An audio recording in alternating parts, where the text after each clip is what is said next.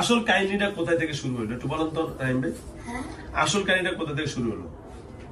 একদম শুরু শুরু শুরু বলতে মাদ্রাসা তাজিদ পড়তে উঠছে। হ্যাঁ একলা ওইটা হ্যাঁ তো নামাজ শেষ করে হ্যাঁ তাজি পড়তে পড়তে অনেক ঘুমায় গেছে। ওখানে হ্যাঁ হ্যাঁ এটা কি মাদ্রাসা? জি জি হ্যাঁ মাদ্রাসার বারিন্দা। মাদ্রাসার বারিন্দায় এটা রাত্রে তাহাজ্জুদের সময় সে ঘুমিয়ে গেছে। আচ্ছা তার আশেপাশে কোনো ছাত্র বা কেউ ছিল না? কেউই ছিল না। আচ্ছা যাও হ্যাঁ পরে তারপর টুপি কই? টুপি নাই? টুপি আচ্ছা আচ্ছা হ্যাঁ আচ্ছা হ্যাঁ পরে হারায় ঘুমায় গেছে। তারপর তার ভিতরে এই টাইমে আনা দিছে। হ্যাঁ আনা দিছে মাদ্রাসার মধ্যে থেকে ভিতরে তো আর ঢুকতে পারে না। হ্যাঁ আনা দিছে বাইরে বাইরে থেকে দৃষ্টি দিছে। হ্যাঁ বাউন্ড হ্যাঁ হ্যাঁ মাদ্রাসা বাউন্ডারি দেওয়া আছে ঢুকতে পারে না। তো পরে ভিতর দিয়ে নষ্ট করে গেছে। বিদ্যুৎ দিয়ে নষ্ট করে ফেলছে।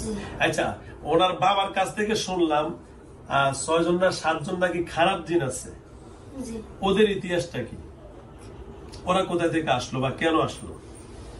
ওরাই তো এসে ওরা আইসে যে তাহাজ্জুদের সময় হ্যাঁ একা ঘুমায় আসছিল এক আরেকটা আবার ওই আবার রাত্রে বাথরুমে গেছে দোয়াটা পরে।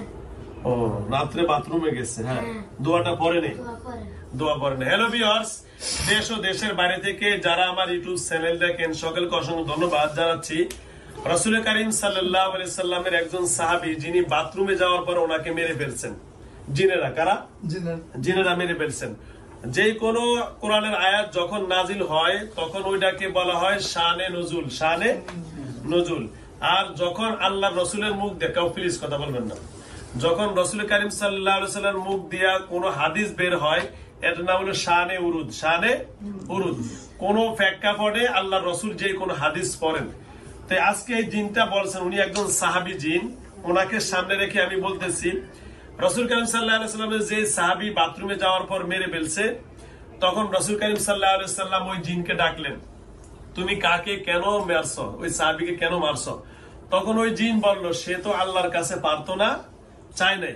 তখন আল্লাহ রসুল সাল্লাল্লাহু আলাইহি সাল্লাম ওই দিন থেকে হাদিসটি বলছেন, যেটা আমরা অনেকেই জানি না, যে যখন আমরা বাথরুমে ঢুকি একটা দোয়া পড়ি কি পড়ি না?